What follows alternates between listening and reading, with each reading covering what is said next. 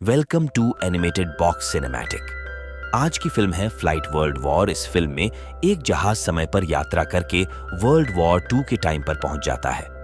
तो चलिए ये टाइम ट्रैवलर फिल्म की शुरुआत करते हैं। चलो भाई, देखो अब मैं क्या करता हूँ। फिल्म की शुरुआत में एक प्लेन दिखाया जाता है जिसमें एक कैप्टन और एक पायलट होता है। कैप्टन का दावा है कि मौसम बिल्कुल साफ है और हम 1 घंटे के अंदर पहुंच जाएंगे। सब कुछ सुचारू रूप से चल रहा था जब तक कि हवाई जहाज के सभी उपकरणों में खराबी नहीं आने लगी। कप्तान नियंत्रण कक्ष से संपर्क करता है। उन्होंने उन्हें बताया कि विमान में कोई विनिर्माण दोष नहीं है, आगे भी मौसम साफ है। यह सुनकर कैप्टन शांत हो जाता है। आगे यात्रा करते हुए वे देखते हैं कि एक भयानक तूफान उनके विमान की ओर आ रहा है। यह देखकर कैप्टन और पायलट घबरा जाते हैं। वे कंट्रोल रूम से संपर्क करने की कोशिश कर रहे थे, लेकिन मौसम की खराब स्थिति के कारण वे नियंत्रण कक्ष से संपर्क करने में असमर्थ थे। उनके सामने भयंकर तूफान आया। कोई विकल्प नहीं होने के कारण उन्हें तूफान के बीच से यात्रा करनी पड़ी। यात्रियों को सीट बेल्ट बंधवाते हुए सावधानी बरतने की हिदायत दी गई। जैसे ही वे तूफान से गुजरे, स्थिति सबसे खराब हो गई। विमान में बैठे सभी यात्री डर के मारे चिल्ला रहे थे। अरे बाबा! कैप्टन और पायलट ने विमान को तूफान से बचा लिया है। तूफान से निकलने के बाद अचानक रात हो गई। उन्हें आश्चर्य होता है कि अभी कुछ समय पहले तो दिन था और अचानक रात कैसे आ गई। इससे उन्हें बहुत चिंता होती है और उनके विमान में राडार को छोड़कर बाकी सभी चीजों में खराबी आने लगती है। इससे उन्हें पता चलता है कि उनके आसपास कई अन्य लड़ाकू विमान उड़ रहे हैं। उन्हें अब भी उम्मीद है कि उनके विमान में कोई खराबी हो सकती है जिसे कंट्रोल रूम ठीक कर देगा। वे यात्रा करते रहते हैं। इसी प्रकार 30 मिनट बीत जाते हैं, लेकिन कंट्रोल रूम से उन्हें कोई सिग्नल नहीं मिला। कैप्टन ने फैसला किया कि वे विमान को उतार देंगे और मामले का पता लगाएंगे, क्योंकि वे विमान से उतर रहे थे। ये राडार पर उड़ रहे दूसरे विमानों के सिग्नल ढूंढते हैं। पायलट कैप्टन को बताता है कि ये आम विमान नहीं बल्कि लड़ाकू विमान है। जैसे ही वे नीचे नजर डालते हैं, उन्हें कुछ विमान एक शहर पर बमों से हमला करते हुए दिखाई देते हैं। उनकी मौजूदगी देखकर ऐसा लगता है जैसे कोई युद्ध चल रहा हो। ये देखकर विमान के यात्री घबरा जाते हैं। इसी बीच विमान का क्रू आता है और उनसे कहता है कि डरने की जरूरत नहीं है, सब कुछ नियंत्रण में है। उधर कैप्टन और पायलट भी डरे हुए हैं।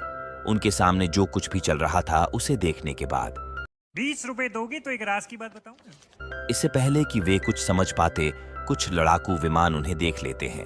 विमान में सवार सभी यात्री अपने साथ जो कुछ भी हो रहा था उससे डरे हुए थे।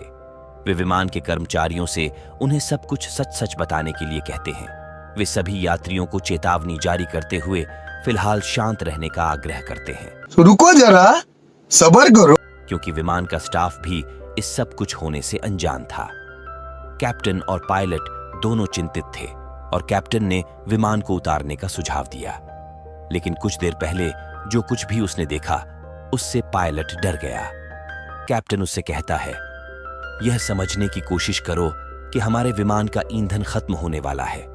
अगर हम विमान नहीं उतारेंगे तो यहीं बुरी तरह फंस जाएंगे।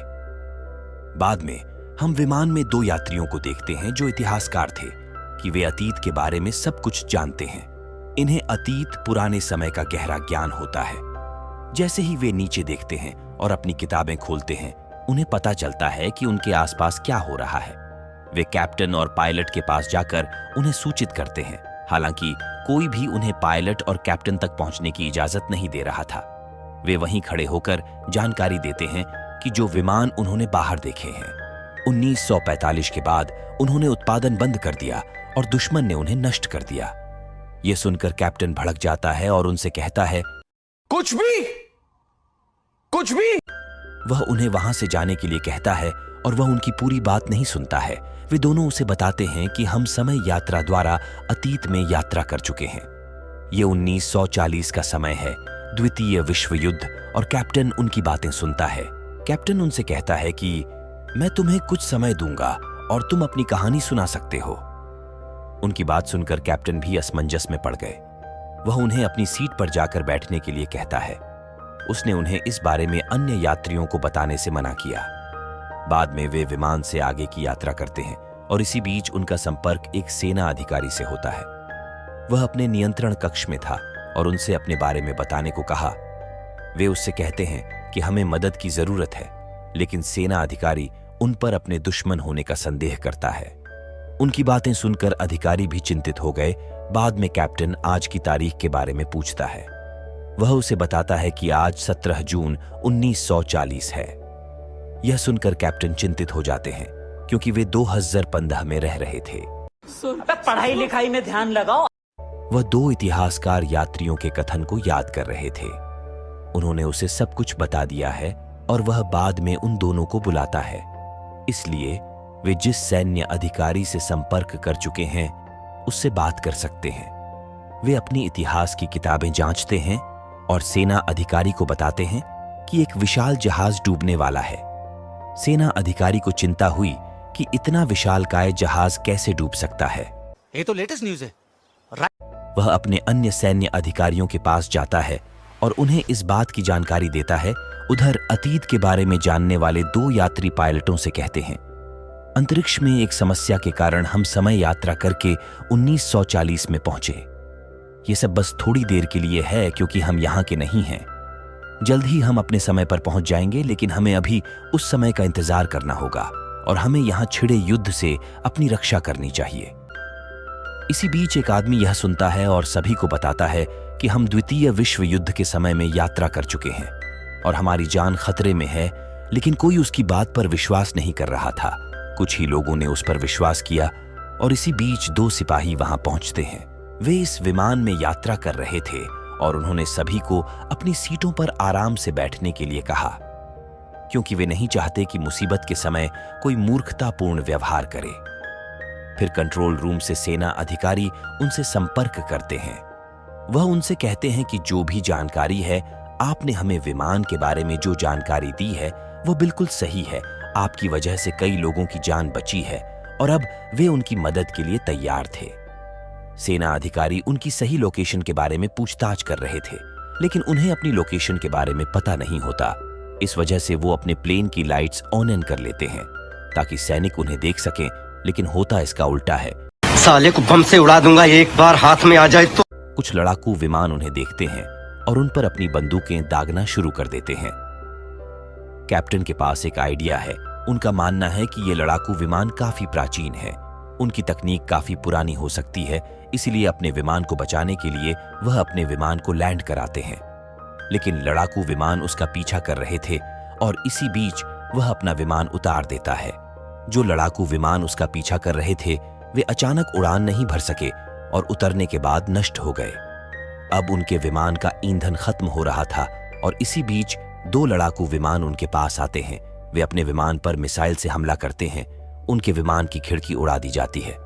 उनका विमान असंतुलित हो गया। हमले से सभी यात्री भयभीत हो गए। अतीत के बारे में जानने वाले 2 इतिहासकारों के आदमियों के पास सारी जानकारी थी। वे कहते हैं, अपने विमान का संतुलन ठीक करने के लिए पैराशूट से रडार को ठीक करने के बाद हमें उसे उछालना पड़ा। परिणाम स्वरूप सेना के जवान हमारी मदद करेंगे और वे एक यात्री से पैराशूट लेंगे। इसे रडार डिवाइस से ठीक करने के बाद वे सेना के जवानों के पास भेजते हैं। सेना के जवानों ने इसे देखा और उन्होंने रडार स्थापित किया और विमान के सटीक स्थान के बारे में जाने वे पायलट को सुरक्षित क्षेत्र में लाते हैं, लेकिन विमान का ईंधन खत्म होने वाला था। इस बीच वे अपने सामने उस तूफान को देखते हैं जो उन्हें इस समय यहां ले आया है। उन्हें पता चलता है कि समय फिर से सही होने वाला है, जैसा कि 2 व्यक्तियों ने उन्हें सूचित किया था। वे तूफान में प्रवेश करने वाले थे और उन्होंने विमान में यात्रियों को सुरक्षित बैठने की चेतावनी दी। सभी लोग काफी चिंतित थे और तूफान से निकलकर वर्तमान में प्रवेश कर गए। 1940 से 2015 तक का सफर तय करने के बाद आखिरकार दोनों पायलट इमरजेंसी लैंडिंग कराते हैं। 6 घंटे तक इससे निपटने के दौरान सभी यात्रियों को बचा लिया गया। हमारे यहाँ ऐसा ही होता है। उन्होंने राहत महसूस की और एक एक करके विमान से उतर गए, लेकिन एक बूढ़ा आदमी अभी भी विमान में एक किताब लिख रहा था। यहां हमें पता चला कि यह वही सैन्य अधिकारी है जिसने 1940 में कंट्रोल रूम से उनकी मदद की थी। सेना के इस अधिकारी को पहले से ही पता था कि यह विमान समय यात्रा करेगा। इसी वजह से उन्होंने यात्रा के दौरान किसी परेशानी से बचने के लिए पैराशूट भी रखा हुआ है। फिल्म की कहानी यहीं खत्म हो जाती है। तो आपको यह समय यात्रा की फिल्म कैसी लगी कमेंट बॉक्स में प्यारा सा कमेंट करके बताएं और जाते जाते चैनल को सब्सक्राइब करना ना भूले। हम मिलते हैं अगली फिल्म में। धन्यवाद।